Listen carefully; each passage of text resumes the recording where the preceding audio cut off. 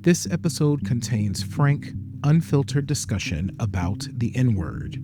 We discuss its history, its use in hip hop culture, and its cultural meaning.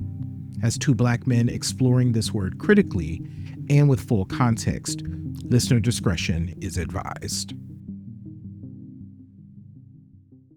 It's going to always have the same meaning. It is going to always carry the same hurt. And while that thesis seemed like a good one at the time, what we're learning is Mhm. that that is not true. And I think we have to go by what we see.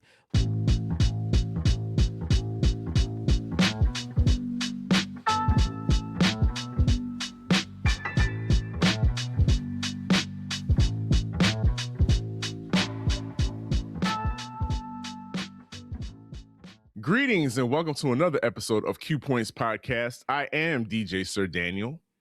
And my name is J. Ray, sometimes known by my governments as Johnny Ray Cornegay III and Sir Daniel. Yeah. We have not had this discussion, and it is time. We are going to talk about the newly minted, but not really new because it's been a while, what we call the N word. Neurodivergent? No. Good Oh. word, though. But no, we are talking about, and it's used in our music. Man. Okay. All right. Well, let's talk about it. Where you want to start? So I think it's interesting. I will tell you that growing up, this was one of those words, at least in my community, that was kind of like a word you don't say. I recall as a child the N word was almost like a curse word. Mm-hmm. And I recall my mom telling me specifically when it came to black people using it amongst each other, she felt, because this is a British West Indian woman, she felt it was crass and, and showed a lack of vocabulary if you were to use words, any word that was deemed a curse word, profane. She said that it shows a lack of knowledge, a lack of vocabulary, brain power. So if you were using that kind of terminology, that you weren't smart. And so that was a foundation for me as far as using the N word. But then it also became like when you get around your friends and whatnot, you can tell it was like, come on, it's just a term of endearment. And so I grew up with that perspective as well. I recall though in the early 80s when we were growing up, it was like, I don't know. It was something that comedians, specifically like your Eddie Murphys and your Richard Pryors, used as a punctuation for a joke. Yes. And it was like the funniest thing. But I also remember it was fighting words. Yeah. It was fighting words like if you got into an argument with somebody, the the punchline was please. Yeah. Like, please. That was the ultimate way of saying discrediting somebody or just wanting to elevating things to another level as far as an argument is concerned. Yeah, completely agree. Same experience. That particular word, one within the household at that time, was it might show up and often did in your to your point, in like comedy specials, so you would kind of see people using it, or in films, but more from a either historical standpoint or a comedic standpoint. Mhm. But it truly was on the list of curse words. It was up there with all the other curse words, was also the N word, and it was a word you didn't say. Right. Um, and so it really was interesting because we also were part of the generation that saw that word just kind of enter the regular lexicon Yep. of pop culture, and that shift. And I wanted to run through, because this was interesting in getting ready for this show. Um took a look at kind of the evolution of the N-word, and we're specifically talking about hip hop, but also the N-word also shows up in R&B now, which and you know has been for many years, which was also different. But what's interesting is during the research, Sir Daniel, at, at the very beginning, uh the N word was showing up in rhymes. Hmm. So one early example, and I forgot all about this song because I hadn't heard it in a long time, but Scoopy Rap by Scoopy, that was 1979. Mm. Um, includes the N word in it. Um, and there are several other songs that over time that were released and had their own 12 inches that also included the word. Scoopy Rap is one early example, but where things really take a turn is of course as hip hop grows in popularity and more people are seeing it as this kind of revolutionary form of music, as does the use of the word commonly. And so one of the earliest examples of that where the word is used prominently in the song is of course Philly's own Schoolie D, and the legendary PSK What Does It Mean Mhm. includes the N word in that song. I It's crazy because PSK, I don't ever remember hearing it on the radio here as a kid, at least not on regular radio. If you were listening to like hip hop, like late at night, you Mhm. might hear it there. But I got hip to PSK just by hearing it from other people playing it. It was not something that I heard on the radio, but it included prominent use of the word in the song, what we call the N word, and that was kind of the first really prominent use because this was a popular song in a hip hop joint. Like you, I don't recall hearing a lot of stuff on the radio with the N word. It was not until we got a little older, Mhm. became adolescents, and we ventured into the golden era of hip hop that you start seeing hearing pop up a little more frequently in people's rhymes and in rap records. Like the one that keeps replaying in my head is Bismarcky's "The Vapors," Yeah. and when he was talking about talking to a girl, and she was like, It "Please, you work for UPS," but that's Yes. bleeped. It is bleeped, Yeah. but you know what he's saying because "please" is a phrase we all Yeah. know, and especially if you grew up in the '80s, you know "please." That's like Yes. a one word actually, "please." So we knew what he was saying, even though it was bleeped out. So there was still some censorship around the use around the use of. But then as we get, and we're going to talk about when we were introduced to Ice T, 6 in the Morning, Yeah. and we're going to talk now about NWA, NWA. Yeah. then it's like all bets off. Yeah. NWA kind of becomes the gateway drug to the To N word. nigga. Yeah, being used in popular culture. So in 1988, when NWA hits the scene with Straight Outta Compton, Mhm. first of all, there's so many stark things. So of course you have the album cover, which we've talked about on this show in the past, where you have the gun pointed there, the camera's looking up at the members Mhm. of the band, and there's the gun pointed down at the person, and Straight Outta Compton, which includes F the Police, and you have that along with the name of the group. Now, I NWA at first when you hear it, it does I didn't know what the acronym stood for, and then of course somebody told us what the acronym stood for, and when you're like with Huh. attitude, like Huh. you could just say that, like that could be the name of your group. Mhm. And it literally did kind of open that door to that word becoming a regular part of the lexicon. And then by the time we get the second album, For Life, that's literally, they spelled it backwards, obviously, on the record to kind of like shield it a little bit. Zagging. Yeah. But just the idea that that was written out on a cover, in this variation. So this is also when we start to like distinguish, I think, between the variations of the ER and the A or the AH or the AZ and like all of this other stuff where it becomes like, no, when you say it this way, it It is a means term this. of endearment. But if you say it that way, it is racist and should be condemned, It's right? fighting words, yes. Fighting words. And it was such a, we have been living this nuance since the 1990s, and I don't know if we're better for the nuance. I Hmm. can't speak to if we're better for the nuance. And I wonder if we're not better because there's a whole generation of young people growing up that don't have the visceral reaction we have.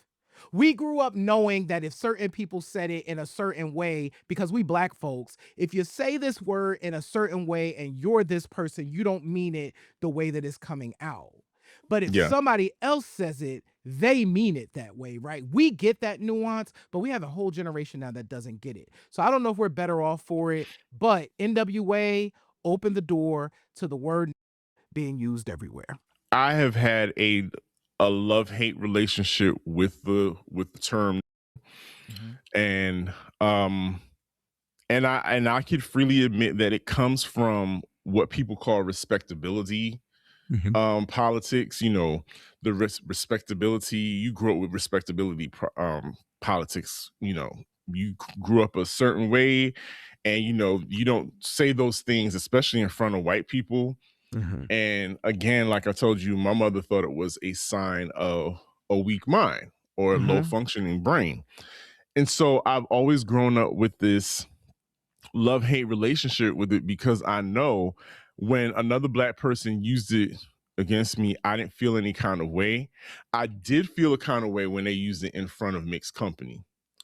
And that was the Yes. part where that would always kind of make me cringe, and call it what you want, but it did. It just made me feel some kind of way, because I always felt like that was in some form or fashion like a public lashing.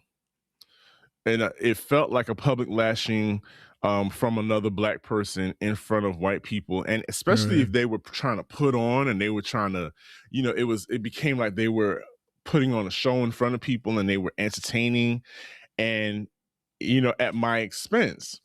And Mm. so I absolutely did, for that reason, I absolutely did not like, and still do not like, when other black people use it in front of white people. Mm.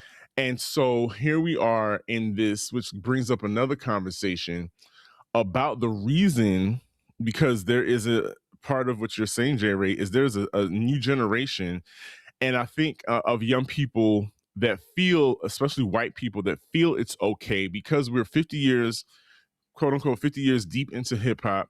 And so we've got several generations of young people that have been exposed to rap music, including white people, who now feel a type of ownership to this word. And this is what Yeah. grinds my gears, is that they feel an ownership to the word, because they feel like, because this is popular culture and popular music, that it belongs to them also. And that's where, excuse my French, they get it up. Mhm. And one thing, when we were talking about having this conversation, I don't understand, especially when you've heard about the history behind the word, how it was used, that it's offensive.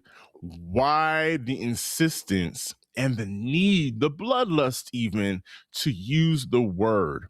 And this has come up, I feel, um, this has gotten fresh for me after this whole Kevin Hart roast situation, Mhm. because it's like slowly but surely they're creeping towards bringing that use of the word back Mm. in regular everyday conversation. And I feel like it's really dangerous, because when you saw at the roast, you saw how comfortable a lot of the white comedians that were on the show were so comfortable making these really edgy jokes that just stood on a precipice of being super, well, they were offensive, and Mhm. yes, that is the point. I'm no stranger to roast. I get it. So you Uh-huh. can miss the whole stop trying to educate me on it's just a roast, it's comedy. I get it. I understand that part. But there is something insidious behind it, because you cannot tell me that there is not a correlation between what is happening with our civil rights and this continued use and getting real familiar and comfortable with using terms that at one point white people were too scared to use when it came to talking about black people. And that's the part that's getting my goat, and that's why I just don't understand. Well, now I understand, because I just answered my question. It's because the clock is being rolled back, and white people are feeling emboldened now, like, you know what? I'm tired of walking on eggshells around black people and not being able to say this and that because it's offensive. Now, because they use it, it's been used in all the music that I grew up listening to, and I grew up and I'm cool because I know all the lyrics to Snoop Doggy Dogg and this and that. So now I should be able to use it. It's okay. I can use it. Yeah, I absolutely agree with you, and I call BS on all of that stuff that people are thinking. And this is why I think history is so important. And I feel like, to your point, with all of the cuts to education, with all the things that are happening as far as the legal the legislation is concerned. So let me ask you this, J. Ray. How do you feel about um the quintessential white boy who's, cool white boy who listens to rap music and has a black friend, and his excuse to you, J. Ray, is, well, this is my boy. He's okay with it. He lets me use it. Who are you looking at with the side eye? Are you looking at Their him, or are you looking parents. at the parents? Are you I'm looking? No, I'm looking at the black kid. I'm absolutely looking at the black kid, but I'm going beyond the black kid. I'm looking at the black kid's parents.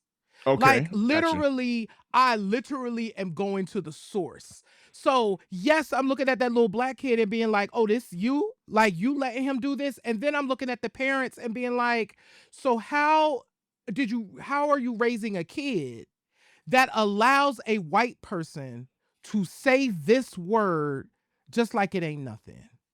What lesson didn't you teach them that Mhm. allows this to happen?" And so I'm literally jumping. Yes, I'm looking at that child, but what I'm really seeing is, if I move that child to the side, who how did this child not learn that they should not do this?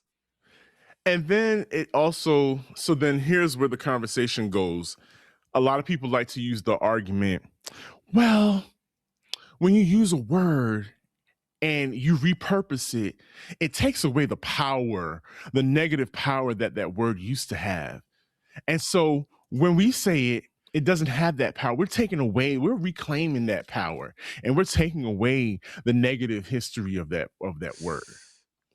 So, I if you had caught me 10 years ago, Hmm. 15 years ago, I might have made that argument to be like, "You know what? There's Really? a reckless." I may have. Hmm. I never Okay. thought about it like this. I may have made this like, a reclamation of the word, is happening. Uh uh it Now, may, are you talking about amongst black people? amongst I'm black talking people. about, okay, because I'm talking about mixed company, because that's Oh, no, no, the no, no, no, no, that's no. the excuse that I'm hearing. I've never, Hmm. there's never going to be a point in time. I do not believe that word should be used in mixed company. I do not believe that folks who are non-black have even the inkling that they can even say the word. Baby, if that word is being said and you're in that conversation, you are in the wrong conversation. You know what I'm saying? This is a us conversation. So, I think to those people who are saying that we are reclaiming the word, I would say what we are learning in this moment in time tells us that that's not true. That's not what's happening. So if we thought that was a thing that was happening, that we're reclaiming the word and it takes away the power of the word, what uh our current world is showing us is that's not what's happening at all. It's going to always have the same meaning. It is going to always carry the same hurt. And while that thesis seemed like a good one at the time, what we're learning is Mm-hmm. that that is not true. And I think we have to go by what we see. It's just not a true statement. That may have felt good at the time, but look at what's going on. Is that still true? You still believe that now? Right. And again, it goes back to my earlier point, and I'm going to segue into another section in just a Mhm. second, but it goes back to my earlier point. If we have told you time and time again and have shown you the history about this word and that how we deem it disrespectful when it comes from you, how we deem it disrespectful, hurtful, and harmful, why do you insist on continuing to lust after using the word if in fact you don't respect us? You literally have no respect for us. that's Yeah, that's just that's what it that's where is. I stop when it comes to non-black people wanting to use that word lustfully. And so that takes me to this issue about region, where you grow up regionally in the United States, and back to the music. Because I saw something online recently where some white young man who grew up in Florida, somewhere in Florida, was insistent on saying that, hey, that's a word that we use here. And if you're coming from the north or wherever, and you feel insulted, you're just going to have to be insulted because we use that word, and it's not, and we use it interchangeably, and we use it because it's just a word. And I was like, that's insane. Because why, again, to what I've said before, is why do you feel like you can use it? I don't care about your regional politics, and because you've used, and again, the black people have given people passes Mhm. to use the word. Here we are at the cookout again, giving passes and to use this word. And so that then moves into the music, Yeah. because a lot of these people um feel that if they're in this setting of hip hop and rap music, that they have permission to use the word. And there are some artists who just feel emboldened and empowered to use the word. Non-black artists, especially, there's a few whites, but then mostly Mexican and Hispanic. Mexican rappers. There was one in particular, I think OT something, OT Mhm. Mexican or whatever. I can't remember his name, but I mean, are going hard, hard to use the word in his raps. Even after people were saying, no, we don't want to hear that coming from you. We don't want to hear that. But I grew up in the But hood, and this no, is what we do. so here's the thing. Here's what I say to that. One, learn the history and learn the reason why black folks are saying that this is not something that you should do.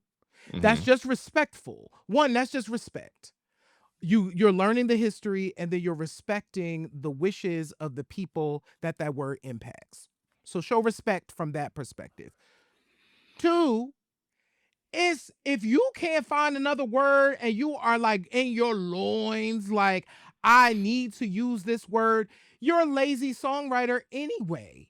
Mm-hmm. There's a billions, I don't know how many words in There's a whole there's thesaurus a thesaurus of words that that you you can can use. use, right? Pick another word. You know what But I'm then saying? J Ray, we've given passes to certain people. Like, this came up a few years ago with Fat Joe. Mhm. And Fat Joe has literally put his foot down and says, no, I'm using that word, because in some form or fashion he feels like he's earned it. And What again, does we're that talking about mean? region, but again, we're talking about regions. And as Mhm. somebody who grew up in New York, Oh yeah, I can attest that this does happen. it does. That because certain minorities, particularly, um, Black, Caribbean, and Mhm. Latino, Afro Latino communities feel a kinship, and so when you're in that region, especially New York is big, but it's really not. It's a big compact city at the same time. It's hard to explain. But when you start using those words, especially when you're talking about hip hop, the started being co-opted by Mhm. Puerto Ricans, etc. Mhm. And so that's why Fat Joe insists that he can use the word because he grew up in the community, he grew up in the culture, he's a street legend, so on and so forth. And I think on some level, we stopped pushing back on that because now Joe, that's Fat Joe. And so apparently we've given him a pass to use the N word because he is Latino, and some people. So this is where I feel like community becomes really important, right? Joe, as an MC, has to go into the studio and sit with engineers and producers and people who are there to help shape and mold. If those people who are he's in community with, once Mhm. again, are like, nah, this is good. You know what I'm Yeah, saying? Then of course it's going to be good to him. Like he's because the emboldened. people who he's Yes, been in community with have said that this is good. So this is why I feel like this is where like history, this is where I feel like community becomes really important because we as black folks, we have the power literally over if people can say the word or not. You know what I'm saying? There are words that Sir Daniel, you and I cannot say as it relates to other communities. It would be offensive and it would get us canceled immediately. We for cannot sure. say them.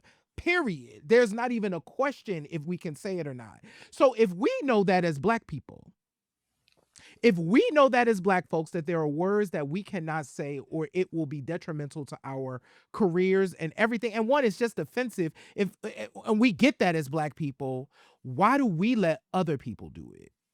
And I feel like that's the thing we gotta own is it's like We gotta own that. we gotta own like no, We we get to control it and it's absolutely not. No, no, Joe, you were in the studio. You got to change that line, bruh. You cannot say that word. Nah, not on record.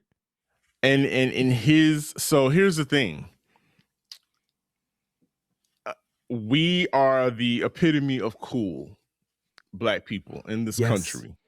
We are the epitome of cool, and so when we say something is cool, it's cool.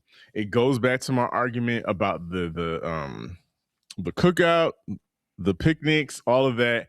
It cheapens our brand as black people when we give out and lend out cool and lend out shine to anybody that just because they're white and they can carry off or they can perform what we deem as blackness. And so that is, and it cheapens our brand as black people. It's just like they say, you do not slap a pair of rims on a Jaguar Mhm. or a Rolls Royce. Mhm. You don't put no rims on a Rolls Royce. That is Yeah. ruining the brand of a Rolls Royce. Right. Right. And they uphold that brand. They will not allow you to do anything to that car, to that brand, because they realize how special it is and to protect it. Black culture is the Rolls Royce of cultures. We have to believe that about ourselves because if we believe that Yes. about ourselves, here is my vision. Here would be my ultimate vision for this, right? There's that Mm-hmm. infamous moment of the Kendrick Lamar experience with like the fan on the stage where they're doing the song, and Kendrick like gets that mic and is like, nah, not what you're not you know what I'm Nope. saying? And what I love about that lesson though is that teaches the respect. We're not saying that you can't rap all of the song, but what you need to do is respect black people enough to be like, you know what? I don't have to say that word though. I could just skip that when I rap the word and I can continue on and flow into it because you know what? I respect these Rolls Royce of people that have Mm-hmm. created, and I understand that that magic is part of that community. And Yes. I am a guest in that experience, and I love being part of it, and I don't have to use all the terms Hmm. because I understand the history and I respect the people. While you were saying that, I just remembered a moment in time when we're talking about um Latinos, our Hispanic brothers and sisters in the music in the music industry, especially when it comes to hip hop. Do you recall when Jennifer Lopez was featured on a song with One Ja Rule, and she had a verse She did have a where she verse. said, "I tell them they can't," and it was like, huh? And wait a minute, black folks was like, well, now wait a minute. Not you. Not Not you. you. No, no, not you, Jennifer Lopez. Because at this time, Jennifer Lopez is like what, 5 husbands in, and Exactly. they've all been white men. Yes. She can Jennifer Lopez, even though she's Jenny from the block, she's from the Bronx and she's Puerto Rican. I think Jennifer Lopez, because she tapped so hard into whiteness and white Hollywood, that coming from her, Was a it no. was like a white woman. It was just a white woman saying it, and it was an absolute no because people got offended immediately. Inherently we get it. You know what I'm saying? Yeah, And I think it is a matter of we have to uphold our adherence to our brand at all points. I love that Rolls Royce of culture. Like I absolutely love that. And I really do see our what we do as that. And I feel like if we uphold that the whole time, we good, right? that's right. They don't want the struggle; they just want the shine. Mm. And bring back roots into the classrooms. That's what it is. Bring We back need to make roots. you need to make them sit down and watch Roots again. When they stop doing that, Roll in that wheel. rolling that, go to the AV department and rolling that TV on that cart and pop in that video cassette, that VCR, and pop in that VHS of Roots all 4 hours and make them watch it. And not be gaslit into people saying, "Oh, that's old stuff. We ain't got to keep talking about it." Yeah. I don't want these recipes to get lost because if we keep letting people run amok the way they've been running amok, we are going to have other problems. I'm glad we had this conversation. Let us know your thoughts in the comments, your thoughts on the use of the N word in the music or just in general in society, because it's been very different. But if you can see our faces and hear our voices, go ahead and subscribe wherever you are. Share Q points with your friends, family, and colleagues because if you enjoy the show, chances are they will as well. Visit our website at qpoints.com. You can watch all of the archive episodes of the show there and become a member. Keep becoming a member helps to keep the lights on in Q Points land. Um, Shop our store at store.qpoints.com. Check us out on Substack where we have some additional content as well. We appreciate y'all and we love y'all. And it's like I say in every episode, in this life, you have a choice. You can either pick up the needle or you can let the record play. I am DJ Sir Daniel. And my name is J. Ray, y'all.